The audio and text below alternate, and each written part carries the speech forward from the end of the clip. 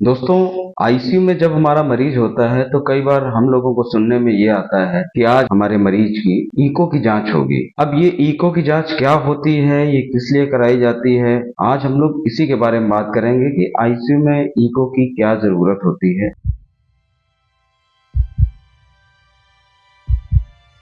नमस्कार दोस्तों, मैं doctor Gyanendra Kumar Gautam, director life saver ICU critical care physician intensivist Sharda Nagar Kanpur. दोस्तों, आज हम लोग बात करेंगे कि आईसीयू में इको क्यों करें। इको या जिसे 2D इको भी कहते हैं, 2 डायमेंशनल इको, ये एक दिल की एक जांच है जिससे हम कई सारी चीजें एक ही मशीन से पता कर सकते हैं। सबसे पहले तो मैं आपको ये बताना चाहूंगा कि ज्यादातर पेशेंट आईसीयू में जो रहते हैं, क्रिटिकली इल होते हैं, उनमें से 50 से 60% पेशेंट के हाइपोटेंशन उनके आईसीयू स्टे के दौरान कभी ना कभी होता है।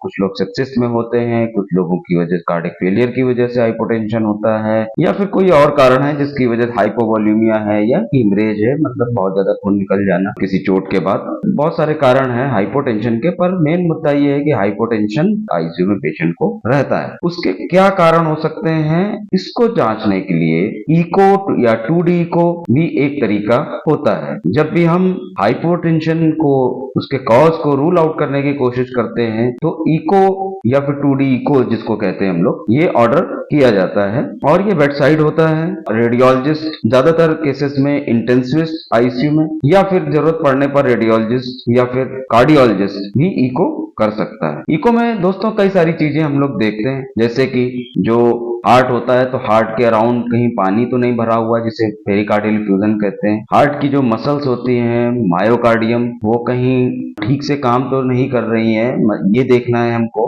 जैसे कि एमआई के बाद जब मसल का, एक हार्ट की मसल का एक छोटा सा हिस्सा या फिर बड़ा हिस्सा काम करना बंद कर देता है, वहां की सप्लाई बंद हो जाती है, तो उसके बाद जो उसकी पंपिंग कैपेसिटी है कम हो जाती है। तो ये देखते हैं कि कहीं कोई इसको रीजनल वॉल मोशन एबनॉर्मेलिटी तो नहीं है जिसकी वजह से हार्ट ठीक से पंप नहीं कर पा रहा। फिर हार्ट में कई सारी वॉल्स होती हैं, जैसे हम लोग अपने घरों के पाइपलाइन में भी देखते हैं कि कुछ वॉल्स होती हैं जिनका फ्लो यूनी डायरेक्शनल होता है। जब वॉल बंद हो जाती है तो डायरेक्शन फ्लो का बंद हो जाता है, और जब खोली जाती है तो प्रेशर ग्रेडियंट से फ्लो वन वे डायरेक्शन की तरफ होता है। उसी तरीके से हार्ट भी है, ज्यादा प्रेशर से लो प्रेशर की तरफ ब्लड फ्लो करता है, उसके बीच में एक वॉल्व होती है। तो वो वॉल्व ठीक से काम कर रही है कि नहीं कर रही है, ये भी देखना है कि उस वॉल्व के अराउंड कोई चीज छोटी छोटी जमा तो नहीं हो गई है, जिसको वेजिटेशंस कहते हैं, वो तो नहीं है। खून के कोई थक्के तो नहीं जम गए हैं, वो देखना होता है।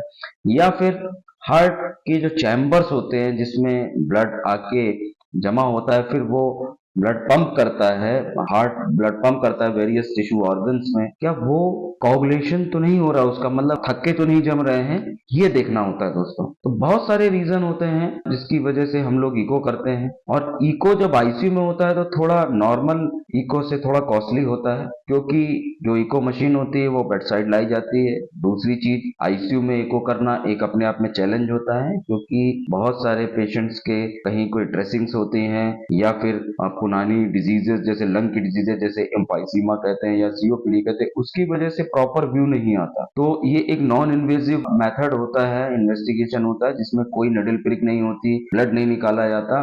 एक छोटा सा एक्सरे, या फिर कहेंगे एक लीनियर प्रोब या कर्वी लीनियर प्रोब, एक छोटा सा टॉर्च जैसी एक चीज होती है जिसमें लाइट नहीं दिखती, वो हार्ट के आसपास रख करके हम लोग हार्ट की 2D इमेज एक्वायर करते हैं, और उस 2D इमेज से रियल टाइम मोशंस उसके कैसे हो रहे हैं, कैसे ब्लड पंपिंग प्रॉपर है कि नहीं है, दोस्तों ये देखा जाता है। आज हम लोगों ने ये समझा कि 2D इको क्यों होता है, 2D इको कॉस्टली क्यों होता है, और आईसीयू में 2D इको चैलेंजिंग क्यों है। तो दोस्तों, जब भी आपको ये पता लगे कि आपके मरीज का 2D इको होने वाला है, तो आपको थोड़ा सा इसका अंदाजा होना चाहिए कि ये 2D इको क्या है। घबराना नहीं चाहिए, क्योंकि ज्यादातर आईसीयू में पेशेंट जैसे ही नाम लो किसी भी चीज का तो घबरा जाते हैं और ये पूछते हैं क्या है। तो दोस्तों, ये आपको पता होना चाहिए कि 2D इको किस लिए करते हैं। ये एक नॉन इन्वेजिव टेक्निक है, और इससे करने के क्या क्या फायदे हैं और डायग्नोसिस में किस तरीके से हेल्प करता है। दोस्तों, यदि इसके बावजूद आपको कोई कंफ्यूजन हो, कुछ ये समझ में ना आ रही हो, तो आप लाइफ सेवर आईसीयू में कांटेक्ट कर सकते हैं। मेरा नंबर फ्लैश हो रहा है नीचे स्क्रीन पर, आप सीधा मुझसे कांटेक्ट करके बात कर सकते हैं। नमस्कार दोस्तों, जय हिंद।